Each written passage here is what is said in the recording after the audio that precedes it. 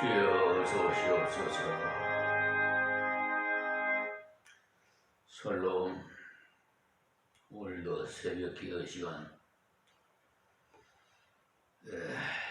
계속되어 오는 창세기 강해 설교로 14장 16절 말씀부터 은혜 받겠습니다. 모든 빼앗겼던 재물과 자기 조카 롯과 그 재물과 또 부녀와 인민을 다 찾아왔더라. 아멘.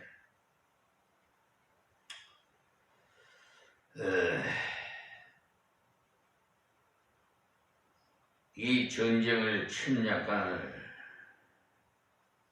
그 침략을 위한 전쟁이 아니에요.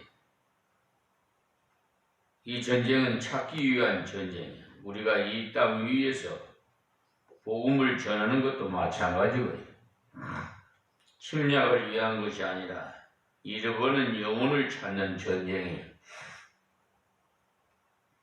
그 때문에 열심히 전도해야 돼요. 여기서 본 대로 잃어버린 모든 것을 찾았습니다. 잃어버린 재물도 찾았고 조카 롯도 찾았고 그 집에 딸린 모든 것을 찾았고 거기다가 더불어 죄인이지만은 소돔 고모라 사람들까지도 찾아왔어요. 완전히 회복되었다는 말씀입니다. 지난 시간 15절에서도 말씀을 드리지 못한 말씀이 있는데요. 기도원이 전쟁할 때도 꼭 이 방법대로 했어요. 아마 여기에서 배워서 했는가는 모르겠습니다만 기도원도 군사 300명을 데리고 가서 100명씩 나누어서 그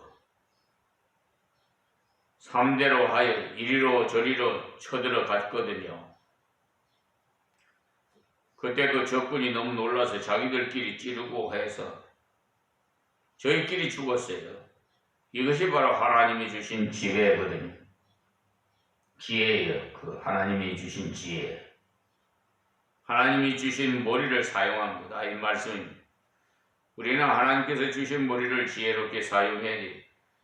머리는 쓰지 않으면서 막무가내 꽝꽝 믿으면 대하고 믿음이 굉장히 좋은 양 하는 사람도 있는데 그러나 하나님께서 주신 것도 사용하지 않으면서 믿음 하지기만 하면 안 됩니다. 내게 주신 머리를 써야 돼. 그 때문에 공부도 열심히 하고 연구도 열심히 해야 되고 기도도 하고 연구하고 에디슨이라는 분도 어떻게 해서 발명왕이 되었느냐. 기도하고 연구하다 보니까 1000가지나 발명해냈어요. 저 비천한 종도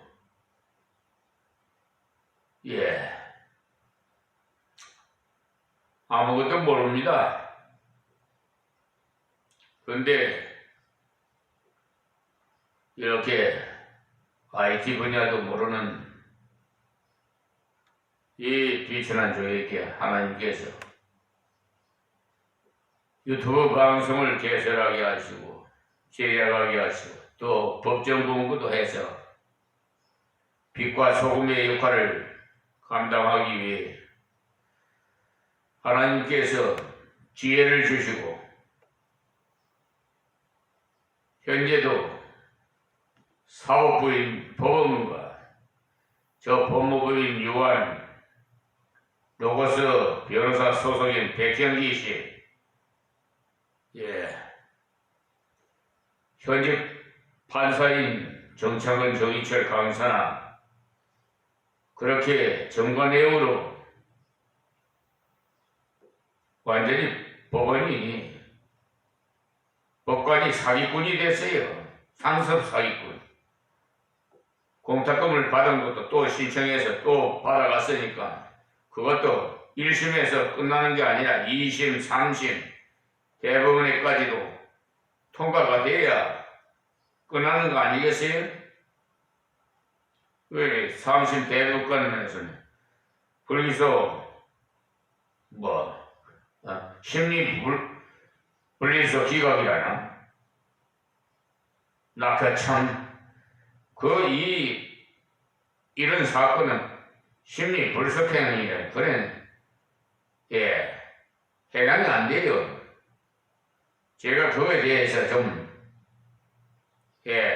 시행령을 찾아봤더니 아니에요. 이게 없어요.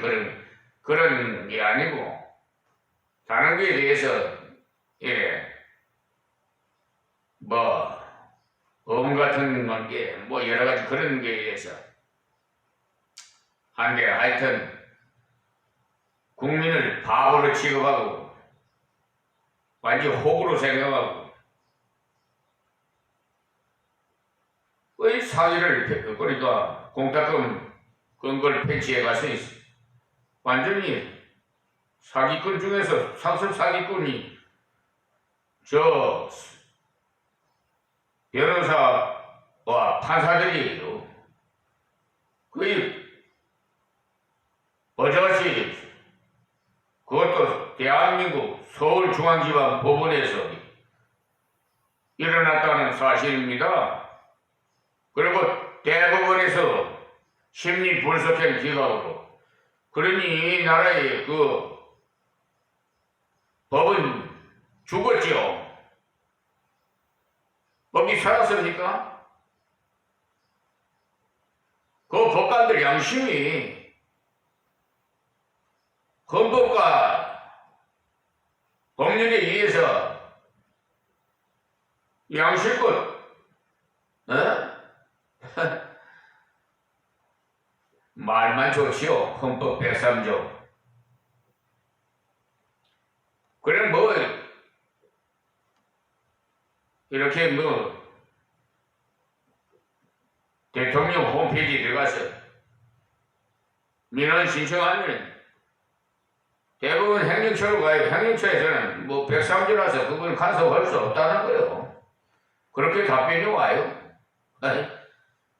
그것이 현재 사법부의 행정이에요, 또.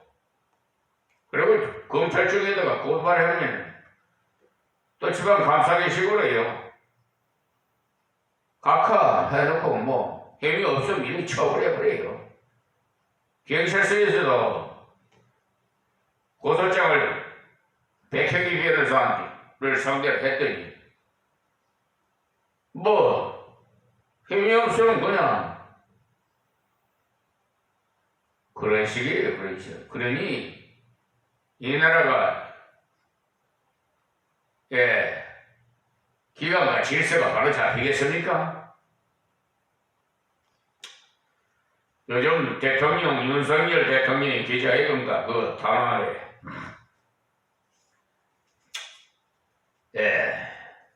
그 기자회견과 요 근자기 이재명 민주당 대표의 담화문을 시청해 봤더니 확실히 격이 다르더라고요. 그래 민심이 천심이라. 그러니까 지난 총선이 완전히 그냥 민주당 승리로 끝났잖아요. 야당이 승인 없이는 야당 동의 없이는요.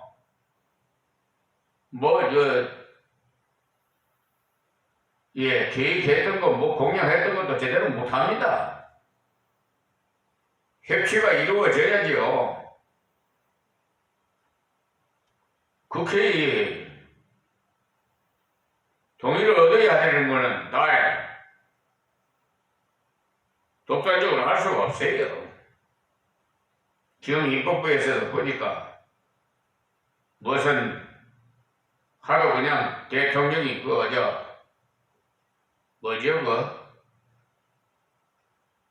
그 입법부에서 투표법 뭐 올리면 그걸 말이야 무마시켜버려 그냥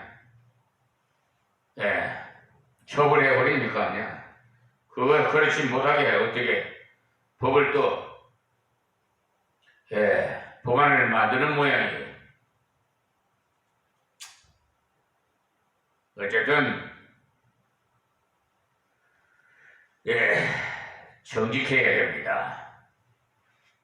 제가 수차례 우리 하나님의 말씀을 전하면서 정직해야 하나님이 쓰신다고 강조를 합니다. 그러니까 여기까지 볼 때 세상의 전쟁은요, 탐욕에 의해서 한다는 것을 알 수가 있어요. 저 러시아 푸틴 대통령이라는가 그런 분들은 세상에 태어나지 않았으면 저렇게 우크라이나 국민과 러시아가 군사들이 희생되지 않을 텐데 참 안타깝습니다. 언제 끝날지 모르겠어요. 그걸 보고 우리가 깨달으라고 지금 하나님께서 그런데 아직도 이 나라 국민이 정신을 못 차리고 있으면은 뭐 그런 말 있죠. 뭐 건너 불구경한다는 식으로 그게 내 일이 될 수 있고 내 나라가 될 수가 있어요. 야고보서 4장 1절에서 3절에 보면 세상이 전쟁하는 이유가 또 성도들이 시험에 빠지면 그렇게 되는데 한번 말씀드리겠습니다. 너희 중에 싸움이 어디로 다툼이 어디로 쫓아나느냐? 너희 지체 중에서 싸우는 정욕으로 쫓아나는 것이 아니냐? 그러면서 2절에 너희가 욕심을 내어도 얻지 못하고 살인하며 시기하여도 능히 취하지 못하나니 너희가 싸우고 다투는도다. 너희가 얻지 못하면 구하지 아니하며 구하여도 받지 못하면 정욕으로 쓰려고 잘못 구함이니라 그랬어요. 여기서 본대로 모든 전쟁은 인간 자기의 욕망을 채우기 위해서예요. 그런데 아브라함의 전쟁은 사랑의 전쟁이고 의리를 위한 전쟁이고 회복을 위한 전쟁이고 그 때문에 이 전쟁은 하나님께서 은혜를 주시는 전쟁이고 그러니 우리가 남을 괴롭히려고 내 것으로 만들기 위해서 인간적으로 하는 그런 전쟁은 하나님께서 기뻐하지 않습니다. 세상 전쟁의 결과는 파괴가 일어나요. 그리고 진자는 이긴 자의 종이 되고요. 물건을 빼앗아서 욕심만 채운 것이 아니라 사람도 전부 데려다가 종살이 시키고 뭐 성추행도 하고 뭐 자기들 마음대로 하지 하잖아요. 그런데 아브라함은 그 사람을 잡아오지 않았어요. 이쪽 사람들만 데리고 갔어요. 그래야 그들과 완전히 달라요. 아브라함의 전쟁하고 세상의 전쟁하고는 다릅니다. 세상의 전쟁은 파괴되고 이긴 자의 종이 되어 비참으로 끝나는데 반대로 아브라함의 전쟁은 회복해주고 세워주고 사랑으로 새롭게 일으켜주는 그런 전쟁입니다. 그래야 우리들의 전쟁도 그래야 된다 이 말씀이에요. 우리의 전쟁은 세상의 육에 속한 것이 아닌 기도하고 전도하는 이런 전쟁인데 그 전쟁이 전부 회복시켜주는 새로 세워주고 사랑을 주는 그런 전쟁. 이때 사실 롯은 깊이 깨달아야 되는데 또 우리 유튜브 방송을 시청하시는 모든 분들이나 사랑하는 성도들이 깨달아야 되는데 모르겠습니다. 깨닫는 자가 복이 있겠죠. 정말 올바른 태도가 되었다면 아브라함에게 엎드려 고백해야 했을 것입니다. 내가 잘못했습니다. 잘못한 것 죄를 저를 위해서 아저씨가 목숨 걸고 오셨습니까? 감사하고 돌이켜야 하는데 뒤에 보면 다시 그 도시로 돌아갔습니다. 하나님의 채찍을 맞고 끝까지 제 나름대로 살다가 돌이킬 수 없는 자리까지 가버려요. 여기서 제일 중요한 것은 아브라함이 평소에 늘 준비되어 있었기 때문에 문제가 생겼을 때 바로 봉사할 수 있었다는 사실. 길리고 연습하고 항상 봉사할 준비가 되어 있어야 돼요. 그럴 때 하나님께서 필요할 때 쓰시는 아름다운 열매를 맺을 수가 있습니다. 아브라함은 사랑의 실천을 했고 또는 돕는 자로서 아름다운 열매를 거두었어요. 사람이 이쯤 승리하면 보통 붕 떠가지고 축제 분위기에 들어가서 야단 법석을 합니다. 와, 내가 군사도 몇 때리고 같지 않았는데 이런 큰 승리를 한 것 보니 굉장하지라고 야단을 한 텐데 17절에서 24절까지를 보면 하나님께서 정말 아브라함을 사랑하신 증거가 나와요. 이제 승리하고 돌아오는 데는 먼 거리이기 때문에 상당한 시간이 걸렸을 겁니다.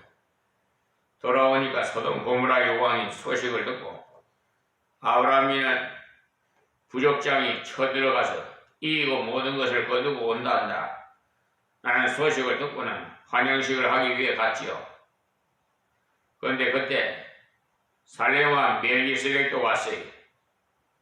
살렘왕이 바로 예루살렘 왕입니다. 예루살렘 할 때 살렘이라고 그것은 살롬이라 해서 평화라는 뜻입니다. 예루살렘은 그 평화의 성이라 뜻입니다. 그러니까 후에 와서 살렘이 예루살렘이 됐어요. 살렘이 있었던 멜기세덱이라는 왕으로 신앙이 좋은 제사장이 나왔어요. 그러니까 두 분이 거의 동시에 나왔죠. 세상 왕과 하나님의 종 선지자 목사가 왔단 말입니다. 그 둘 중에 누굴 먼저 만나야 되겠어요? 그런데 그분들은 아무 이해가 없어요. 자기 것 빼앗긴 것도 없고 차린 것도 없고 예루살렘과 헤브론은 거리가 얼마 되지 않았는데 약 30리쯤 되는 정도의 거리로서 서로 이웃하에 살면서 알고 있었던 건 보이지 어떤 이해관계가 없습니다. 그런데 두 분이 같이 찾아왔어요. 가만히 살펴보면 소돔왕이 분명히 먼저 왔어요.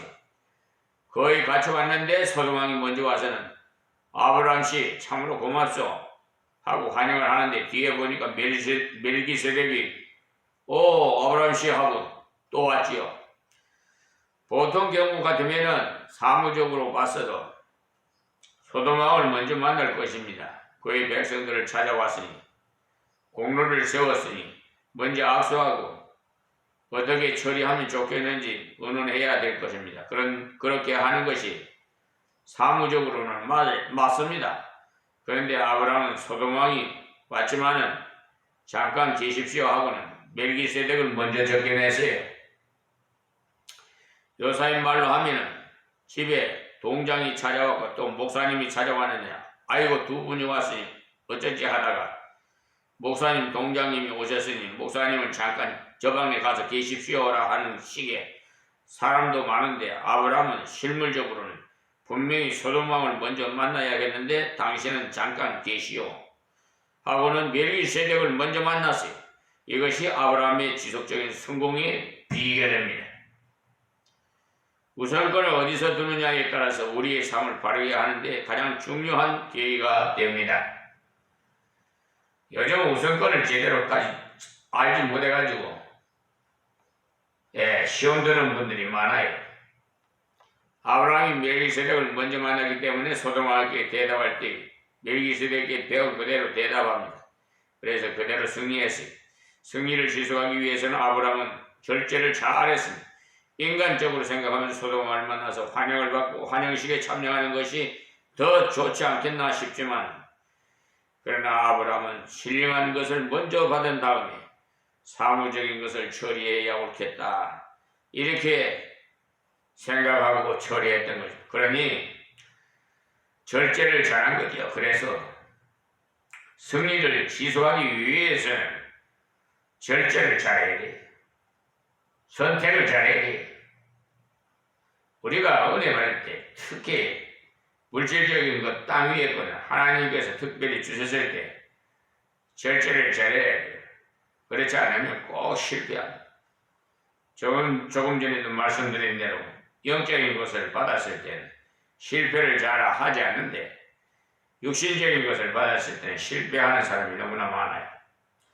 이기고 돌아왔을 때 바른 교제를 통해서 하나님께 영광을 돌리고 세상 앞에 떳떳이 증거한 것은 이 신앙의 사람을 먼저 만나기 때문에 말씀을 먼저 배웠기 때문에 결국은 큰 은혜를 받습니다. 다음 17절입니다. 아브라함이 그 돌라오멜과 그와 함께한 왕들을 파하고 돌아올 때 소돔 왕이 사회 꼴짝이 곧 왕국에 나와 그를 영접하였고, 그러니까 이 말씀은 큰 승리를 거두고 돌아왔을 때 간사한 자가 먼저 찾아와요. 찾아왔단 말입니다. 쫓겨다닐 때는 아무도 오지 않았더니만 큰 승리 거둘 때는 찾아와서 아우를 하지요. 참 이런 자들이 우리 주위에 많아요. 자기한테 유익이 있어야 그거를 따라가요. 하여튼 영적으로 두째 문제고 그냥 우선 돈,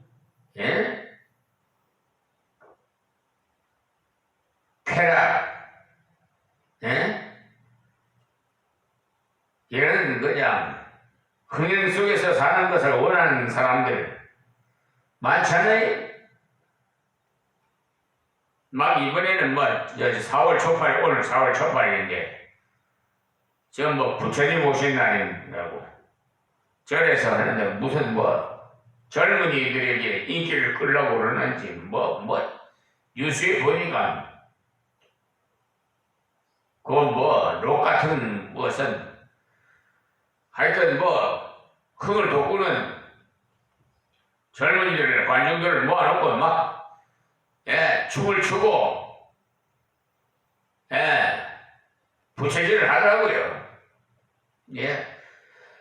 제 눈에는요 개우의 바람을 하는 것 같습니다.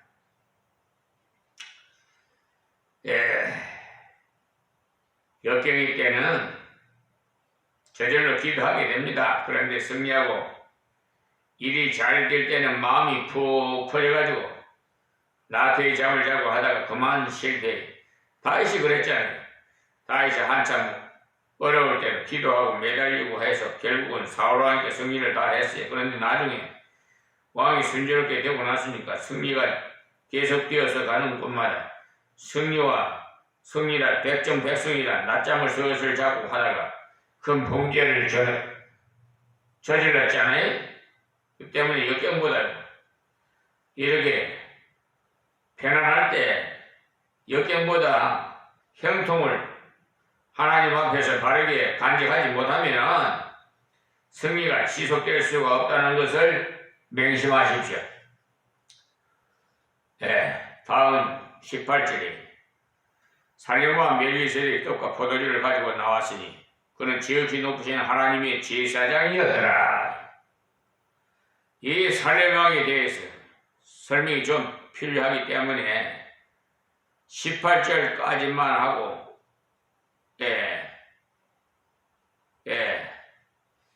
말씀을 마치겠는데요. 이 살림왕은 좀 특별한 사람이에요. 하나님께서 특별히 아브라함을 위해서 보낸 사람인데 조금 전에 말씀드린 대로 살림이라는 건 살롬이라고 해서 평안하는 뜻으로 평화의 왕입니다. 그리고 멜기세덱이라는 글자에서 멜기라는 것이 왕이라는 뜻이 또 세덱이라는 것은 의라는 말로서 옳다는 것이고요. 그래서 그 이름을 따서 평화의 왕도 되고 의의 왕도 되더라고 되어 있습니다.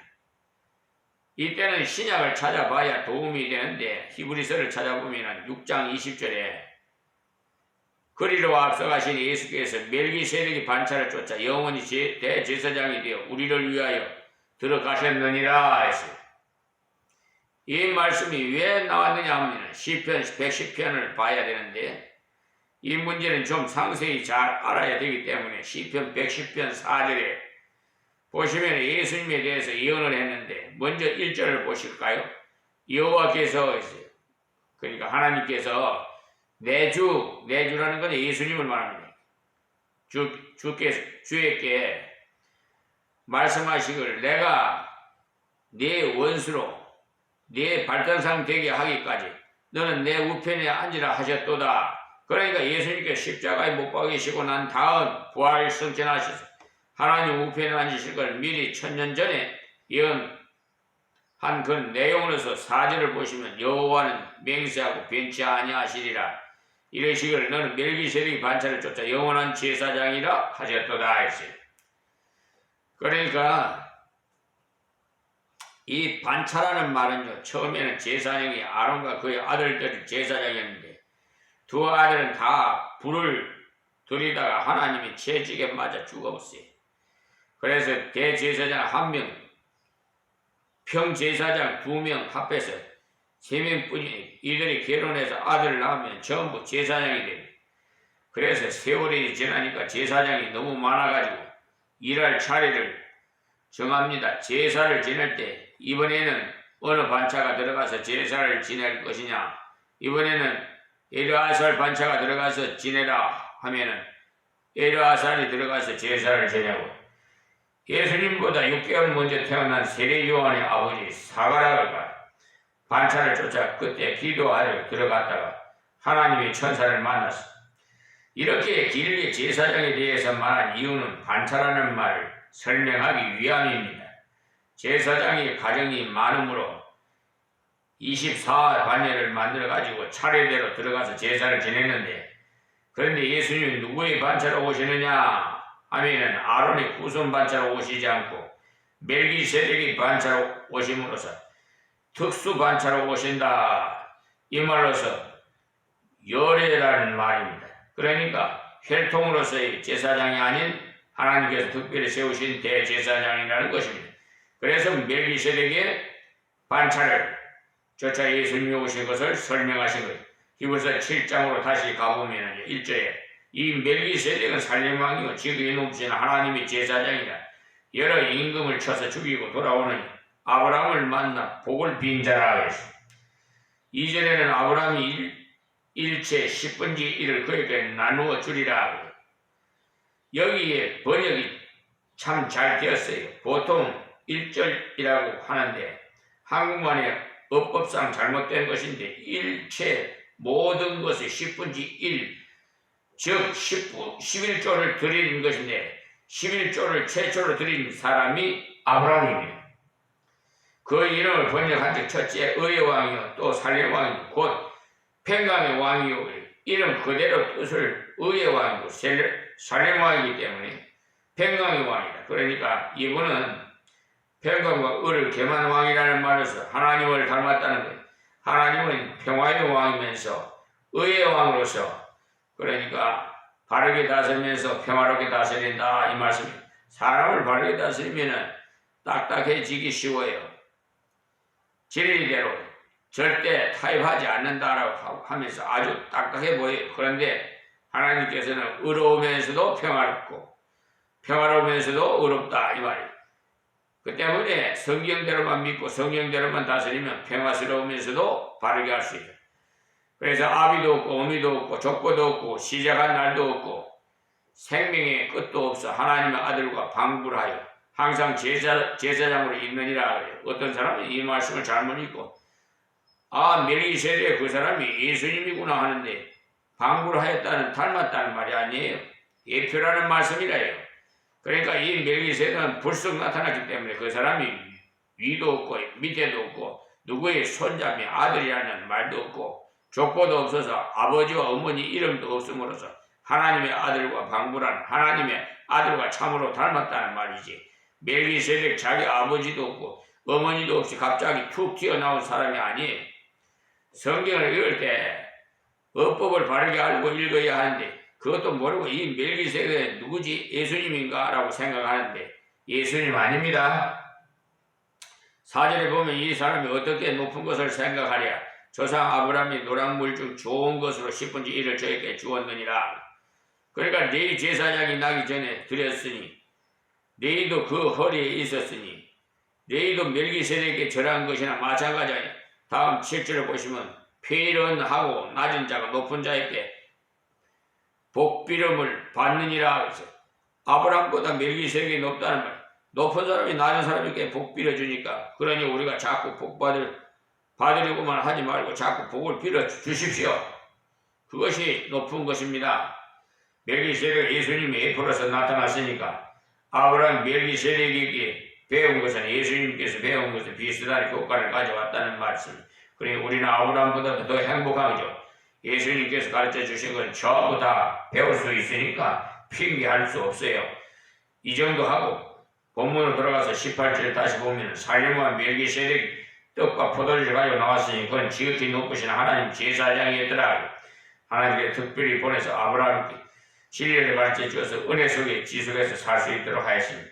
이것을 보면 알 수 있는 것은 우리가 하나님의 뜻대로 바르게 살려고 할 때 바르게 지도하는 지도자도 보내주시고 바르게 깨닫도록 말씀도 주시고 바르게 깨닫도록 은혜의 환경도 주신다. 이 말씀 때문에 우리의 마음 자세가 그렇게도 중요해요.